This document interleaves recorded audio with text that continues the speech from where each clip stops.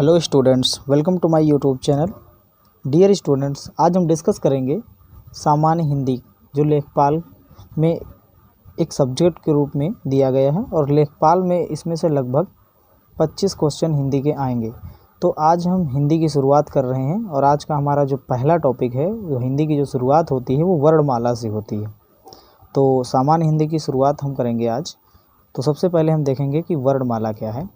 तो अगर हम बात करें तो ये क्वेश्चन कई बार पूछा गया है, बहुत बार एग्ज़ाम में क्वेश्चन आया है। ये कई सारे एग्ज़ाम्स में ये क्वेश्चन पूछा गया है कि भाषा की सबसे छोटी इकाई क्या है। तो जो भाषा की सबसे छोटी इकाई जो होती है, जो कि भाई हमारी जो हिंदी है वो एक भाषा है, जैसे इंग्लिश एक भाषा है वैसे हिंदी भी एक भाषा है।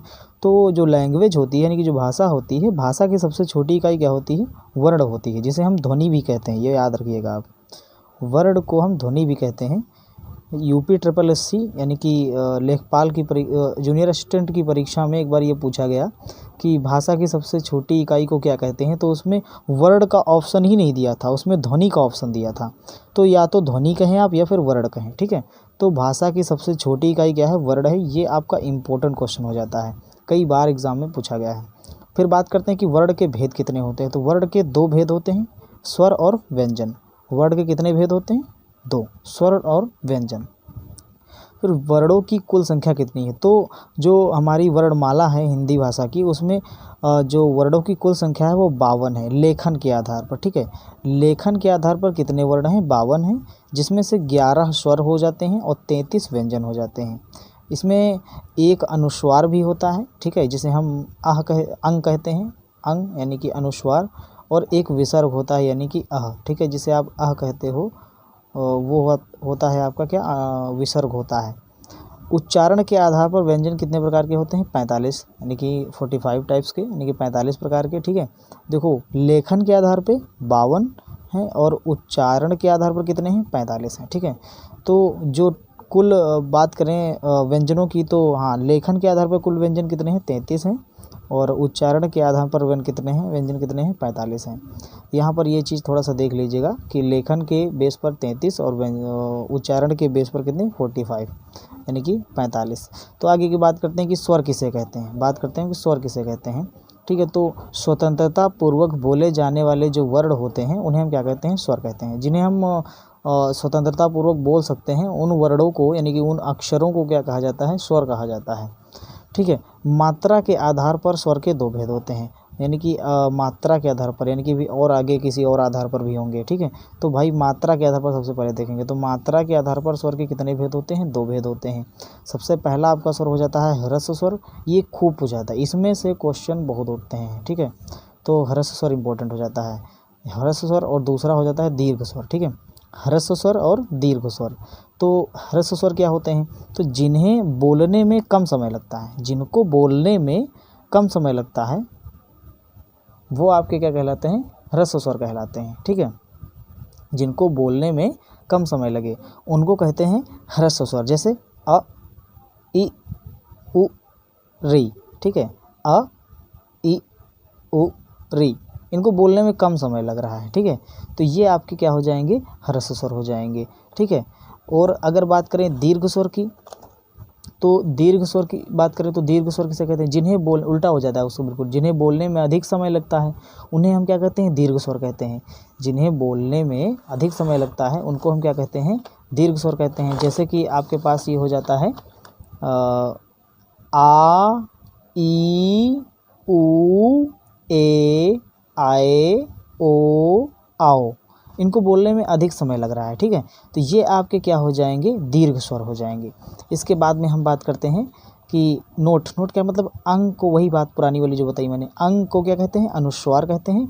और आह को क्या कहते हैं? विसर्ग। ये भी खूब क्वेश्चन पूछा जा रहा है कि विसर्ग क्या होता है, अनुस्वार क्या होता है, ठीक है। तो ये आप याद रखिएगा कि अंग को अनुस्वार कहा जाता है और आह को विसर्ग कहा जाता है। इसके बाद हम देखते हैं कि स्थान के आधार पर स्वर के कितने भेद होते हैं। स्थान के आधार पर स्वर के कितने भेद होते हैं? वहाँ पर हमने सीखा था मात्रा के आधार पर स्वर के भेद, और यहाँ पर हम सीखेंगे स्थान के आधार पर स्वर के भेद। तो स्थान के आधार पर स्वर के भेद होते हैं। स्थान मतलब जहाँ से हम बोलते हैं, तो कंठ से जिनको बोलते हैं उनको कंठ स्वर कहा जाता है, और जिनको हम तालव्य यानी कि तालु के सहारे बोलते हैं उनको हम तालव्य स्वर कहते हैं। जिनको हम ओंठों के सहारे से बोलते हैं उनको ओष्ठ कहते हैं। जिनको हम मूर्धा यानी कि जो दांत और तालू के बीच का भाग होता है मूर्धा, मूर्धा के सहारे बोलते हैं उसको हम जो है मूर्धन्य कहते हैं।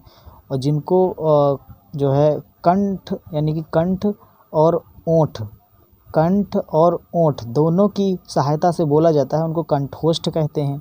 ठीक है, जिनको कंठ और तालु दोनों की सहायता से बोला जाता है उनको हम कंठ तालव्य कहते हैं। जिनको नाक की मदद से बोला जाए उन्हें अनुनासिक कहा जाता है। ठीक है, तो ये हो गए आपके स्थान के आधार पर। फिर बात करते हैं कि जिह्वा की बनावट के आधार पर स्वरों के भेद। तो जिह्वा की बनावट के आधार पर स्वर के कितने भेद हो जाते हैं? तो पहला तो हो जाता है अग्र स्वर, फिर दूसरा मध्य स्वर और तीसरा हो जाता है आपका पश्च स्वर। ठीक है, तो आइए हम इनको अब फिर से डिटेल में समझ लेते हैं। तो हमने स्टार्टिंग में कहा था कि हर्ष स्वर उन्हें कहते हैं जिनको बोलने में कम समय लगता है, अ ई उ रे। ठीक है, और दीर्घ स्वर जिन्हें बोलने में अधिक समय लगता है, आ ई उ ए आय ओ आओ। और अंग और आह को क्या कहा जाता है? अंग को अनुस्वार कहा जाता है और आह को विसर्ग कहा जाता है। स्थान के आधार पर स्वर के भेद तो कई सारे हमने बताए थे। कंठ होता है, कंठ जिनको कंठ से बोला जैसे अ, जिनको गले से बोला जाए कंठ से, अ आ आह। ठीक है, तो ये हो गया आपके कंठ। और तालव्य जिनको तालु की मदद से बोला जाए जैसे ई ई।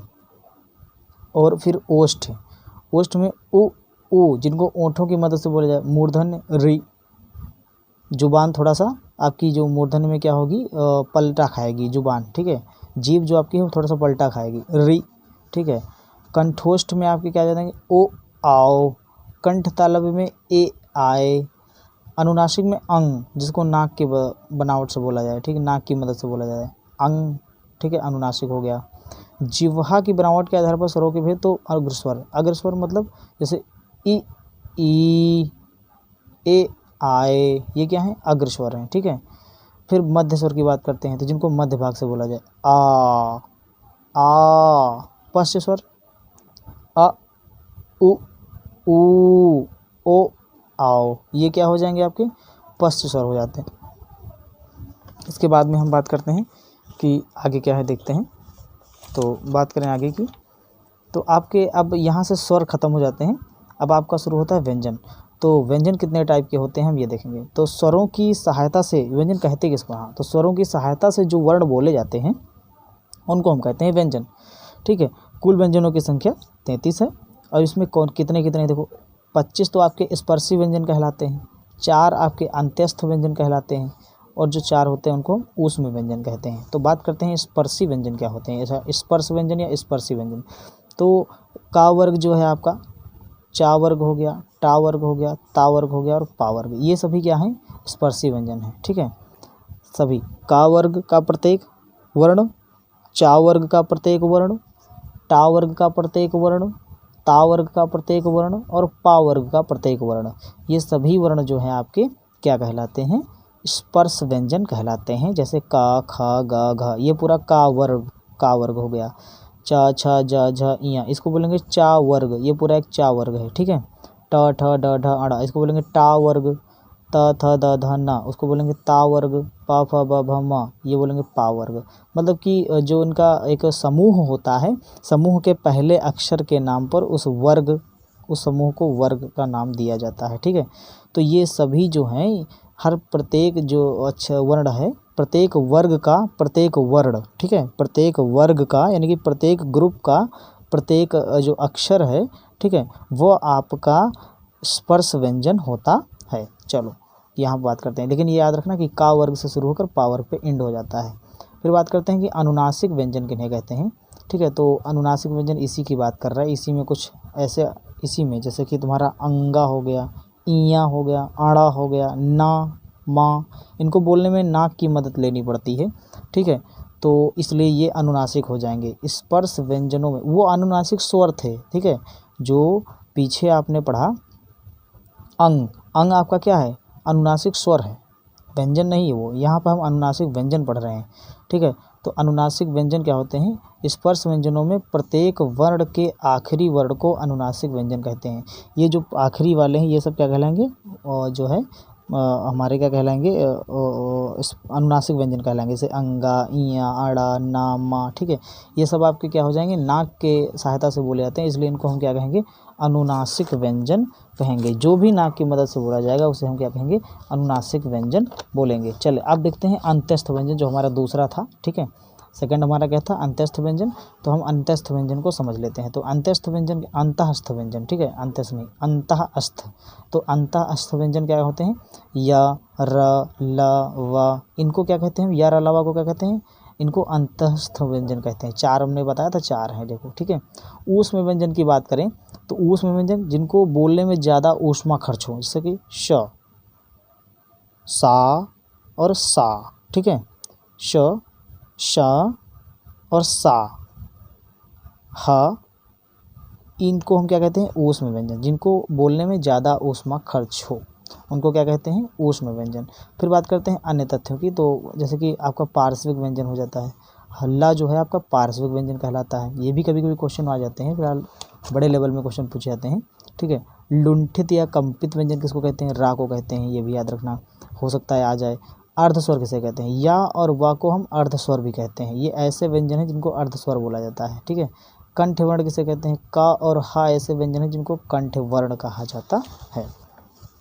अब हम बात करेंगे कि तालव्य वर्ण क्या होते हैं, ठीक है। तो बात करते हैं तालव्य की। तो जैसे कि आपका हो जाता है तालव्य,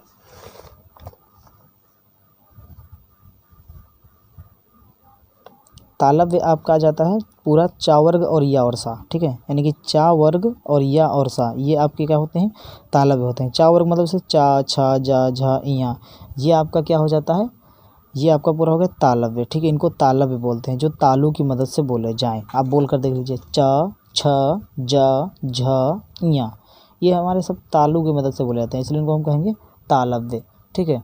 फिर आपका आता है मूर्धन्य। मूर्धन्य कौन से होते हैं, टा, जिनको जो है, जिनको बोलने में जुबान को थोड़ा सा गोल गोल होना पड़े, ठीक है, उनको मूर्धन्य कहते हैं। जैसे टा, ठा, जो मूर्धा से बोले जाए, ठीक है, टा, ठा, डा, ढा, अड़ा, ठीक है। यानी टा वर्ग और रा और शा, ठीक है, रा और सा को हम कहते हैं मूर्धन्य। रा और सा को मूर्धन्य भी कहते हैं, याद रखना। यहाँ या और शा है, यहाँ रा और सा है, ठीक है, या, शा, रा, सा, ठीक है। ये आपके इधर दिए, ये जरूरी याद रखना, क्योंकि इनमें से क्वेश्चन चाहे ना बने, इनमें से जरूर बनेगा, ठीक है। दंत वर्ण की बात करते हैं। दंत वर्ण में आपका पूरा ता वर्ग आ जाता है। ता वर्ग मतलब ता, था, दा, धा, ना, ठीक है, और ला और शा आ जाते हैं, ठीक है। ला और शा को दांतों की मदद से बोला जाता है, इसलिए इनको दंत वर्ग बोला जाता है। ओष्ठ वर्ण जो ओंठों की बनावट के आधार पर बोले जाएं, जैसे बिना ओंठों के नहीं, आप बिना कहते बिना ओंठों की हेल्प से आप पा नहीं कह सकते, फा भी नहीं कह सकते, बा भी नहीं कह सकते, भा भी नहीं कह सकते, माँ भी नहीं कह सकते। तो पूरा पा वर्ग आपका क्या कहलाता है, ओष्ठ वर्ण कहलाता है। आगे बात करते हैं स्पर्शी व्यंजन की। तो स्पर्शी व्यंजन, स्पर्शी स्वर पढ़ा था, स्पर्शी व्यंजन की बात आ गई। स्पर्शी व्यंजन कौन से होते हैं, तो पूरा चा वर्ग आपका स्पर्शी व्यंजन कहलाता है। जैसे चा, छा, जा, झा, इया, ये पूरा आपका स्पर्शी व्यंजन कहलाता है। क्वेश्चन आ जाए निम्नलिखित में से कौन सा स्पर्शी व्यंजन है, तो इसमें से कोई ऑप्शन दिया हो उसको टिक मार देना, ठीक है। फिर बात करते हैं अल्प प्राण किसे कहते हैं। तो प्रत्येक वर्ग का पहला और तीसरा व पांचवा वर्ण, पहला, तीसरा, पांचवा, ये क्या कहलाते हैं, अल्प प्राण कहलाते हैं, ठीक है। जैसे कि बात करें तो ये हो गया, ये हो गया और ये हो गया, ये क्या है, अल्प प्राण। इनको हम क्या बोलेंगे, अल्प प्राण, ठीक है। इनको बोलेंगे महाप्राण, ठीक है। तो देखो महाप्राण, प्रत्येक वर्ग का दूसरा और चौथा वर्ण क्या कहलाता है, महाप्राण कहलाता है। तो जैसे हम बात करें इस वर्ग की, यानी कि टा वर्ग की, तो टा वर्ग में ये दूसरा हो गया और ये चौथा हो गया, ये हमारे क्या होंगे, महाप्राण होंगे। ये हो दोनों हो गए महाप्राण और ये तीनों हो गए अल्प प्राण, ठीक है। या कह लो ये तीनों हो गए अल्प प्राण, ठीक है। अल्प प्राण, महाप्राण समझ में आ गया होगा। प्रत्येक वर्ग का तीसरा, प्रत्येक वर्ग का जो है पहला, तीसरा, पांचवा, पहला, तीसरा, पांचवा, पहला, तीसरा, पांचवा, रट लीजिए। पहला, तीसरा, पांचवा कहलाता है अल्प प्राण, दूसरा और चौथा कहलाता है महाप्राण, ठीक है। अब बात करते हैं सघोष की। सघोष क्या होते हैं, प्रत्येक वर्ग का तीसरा, चौथा व पांचवा वर्ण सघोष कहलाता है। कौन कौन, तीसरा, चौथा, पांचवा, यहाँ भी याद रखना, कंफ्यूज मत होना अल्प प्राण और सघोष में, ठीक है। तीसरा, चौथा और पांचवा। जैसे हम बात करें पावर की, तो इसमें तीसरा, चौथा और पांचवा, ये लास्ट के तीनों, ठीक है। लास्ट के जो तीनों हैं उनको हम कहते हैं सघोष। इनको क्या बोलते हैं? सघोष। ठीक है, सघोष। अगर इनको सघोष बोलते हैं, इनको अघोष बोलते होंगे। चलो देख लेते हैं अघोष कैसे कहते हैं। तो प्रत्येक वर्ग का पहला और दूसरा, देखो बात आएगी, पहला और दूसरा वर्ग क्या कहलाता है? अघोष कहलाता है। इसके अलावा शा, शा, शा, ये तीनों शा जो हैं आपके, ये भी अघोष हैं। ठीक है भाई, पहला और दूसरा तो है ही है अघोष प्रत्येक वर्ग का, उसके अलावा ये भी अघोष हैं। तो आपकी हिंदी का पहला चैप्टर यानी कि वर्णमाला कंप्लीट हो चुका है। मिलते हैं नेक्स्ट पार्ट में, अगले वीडियो में बढ़िया से संधियाँ बताएंगे। ठीक है, अगर आप लोग कमेंट करेंगे तो संधियाँ आपको बताई जाएंगी। वीडियो को ज़्यादा से ज़्यादा शेयर करें, अगर आपके काम का है तो देखें, काम का नहीं है तो जिसके काम का है, जो तैयारी कर रहा है, उसके पास शेयर ज़रूर कर दें। हो सकता है आपकी एक शेयर से उसकी मदद हो जाए।